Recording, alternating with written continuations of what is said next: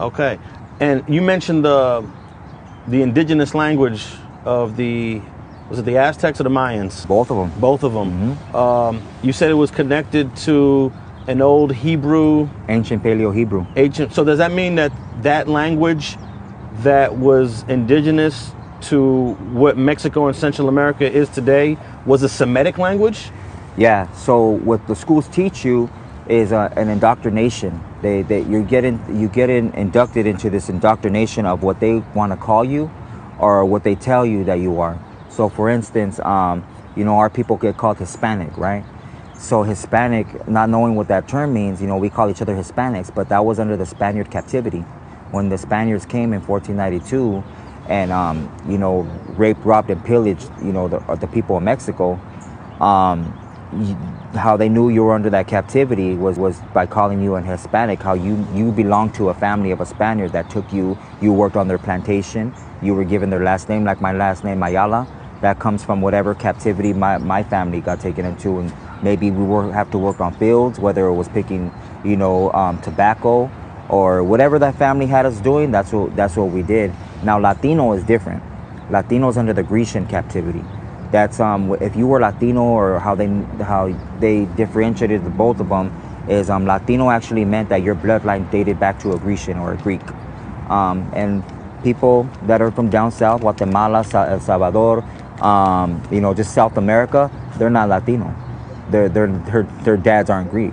We're still of this brown race. Like they call black people or African Americans that are here now Africans, and they're not from Africa. They actually just got taken into captivity in Africa while fleeing Israel. People, and that's why people in Africa don't accept the blacks that are here, the so-called blacks that are here in America, because they say those aren't our people, And history, they won't teach you. In my era, they taught us a little bit of Aztecs and Mayas and Incas, just a little bit, but they never tell you how our people got here. They'll never tell you. We came from somewhere.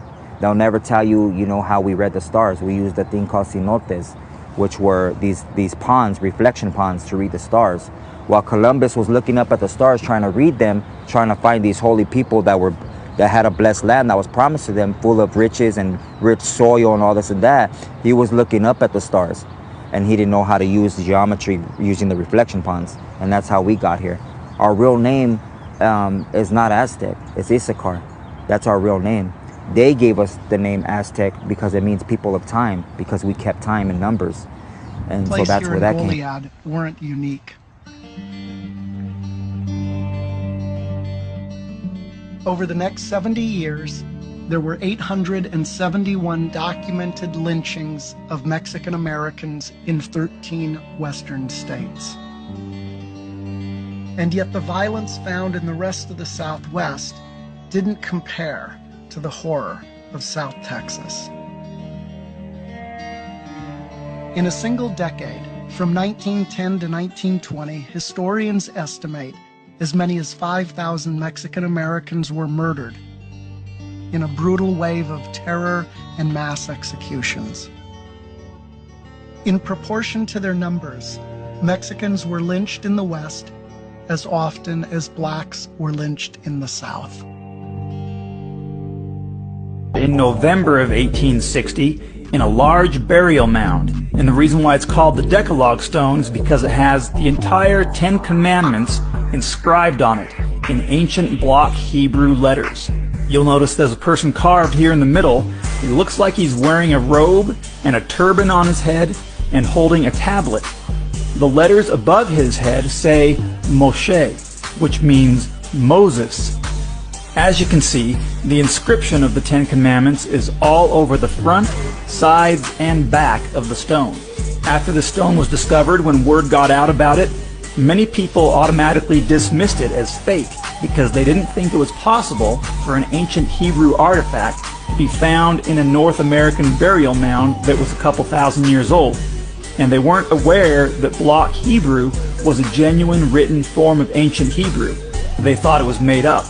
Now, if you notice behind the Decalogue Stone, you have the case and the lid, which the stone was found in. And as I mentioned before, David Weyrich, had witnesses with him. They dug up thousands of wagon loads of dirt and stone, and at the very bottom and center of the burial mound, they found a wood coffin. When they opened it up, there was a skeleton inside that soon crumbled to dust, as ancient skeletons often do when they're exposed to air. There was a stone found with the skeleton, and when they picked it up, they could hear rattling inside of it when they shook it.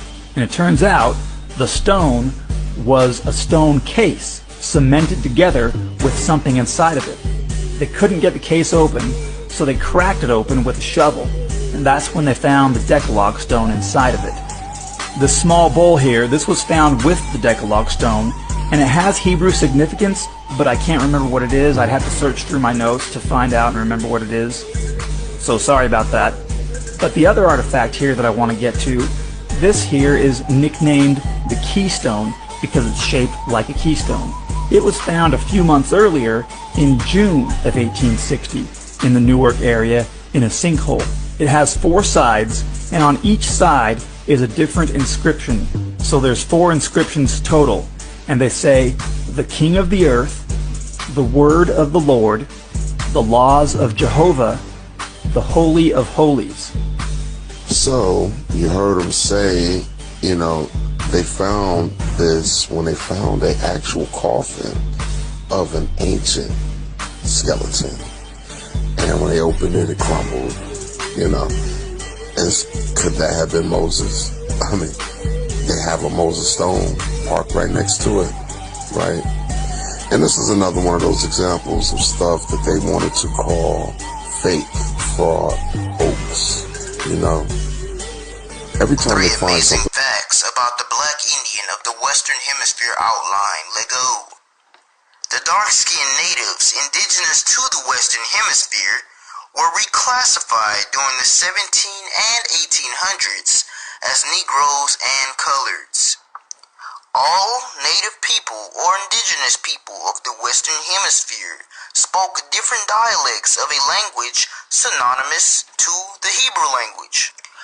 Most early European writers during the 1400s and throughout the 1800s, including pale-skinned Jews, all agreed that the heathen savage of the Western Hemisphere, aka Indians, throughout the Americas were without a shadow of a doubt descendants of the lost tribes of Israel. Besides their language having the idiom of the Hebrew tongue, the wearing of the turban was a physical sign of the genetic link to the Hebrew Israelites. In our linguistics, you know, we have Hebrew words in our language, celebrations of new moon festivals.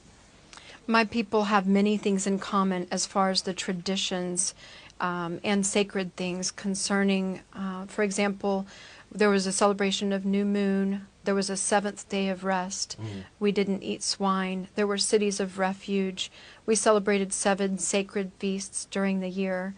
And so there were many commonalities that we found seemed very similar. And this is chronicled in by a man in the 1700s named James. Ever since European colonists began settling in the land that would later become the United States of America, many artifacts have been discovered which suggest that one of the ancient Native American mound builder civilizations, which the U.S. calls Hopewell, are descendants of Hebrew people who migrated to ancient North America during the 500s BC, which is approximately the earliest estimated dates of the Hopewell mound builders in Florida, Tennessee, and Iowa. Yet there have been many people in the United States who insist that every single one of these artifacts are fake. My personal opinion is because it opposes the idea that nobody sailed to America before Christopher Columbus. At the moment, there are only 2 ways of reaching it. By sea, sailing around the African continent. The journey takes a year. Or by land. But the Turks have closed this route to all Christians. There is a 3rd way. By sailing west across the ocean sea. The distance is unknown. It's said to be infinite.